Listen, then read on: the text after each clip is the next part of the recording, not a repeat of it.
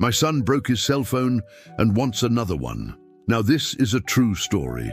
My son was playing a game on his phone and he got so into the game that he didn't realize that he had left the house and he was walking in the middle of traffic.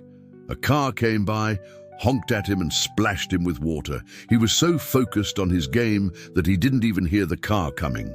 The driver rolled down their window and started yelling at my son, "Hey kid, what are you doing? Can't you see the road?" My son was so embarrassed that he ran off and he dropped his phone in the process. It cracked the screen and now he wants a new one.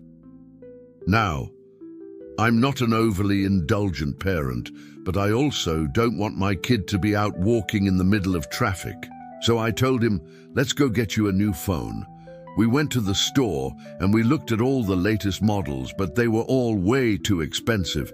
I told him, you have to earn this one. So we started looking at some cheaper models, and he found one that he liked for $150, but that's more than I expected to spend. So I told him, you know what? Let's go home, and you can earn this. So we went home and I told him, here's a deal. You can earn your phone by doing extra chores around the house for the next 4 weeks. He agreed, and he started doing his chores. Every day after school, he would come home and do all his chores. Then he would do the extra chores that I had assigned him. But after 2 weeks, he started to complain. All the other kids at school had new phones, and here he was, stuck at home doing chores. I could tell that he was getting discouraged, but I told him, you made a deal and you have to stick it out. But then, something unexpected happened.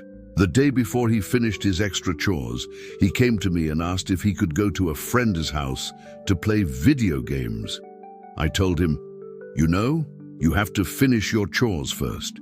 He said, but Dad, I almost have them done. Can't I just go play for a little bit? I told him, no, you made a deal and you have to stick it out. He got really upset and started yelling at me, and I was like, whoa, I didn't raise you to be a punk, go to your room.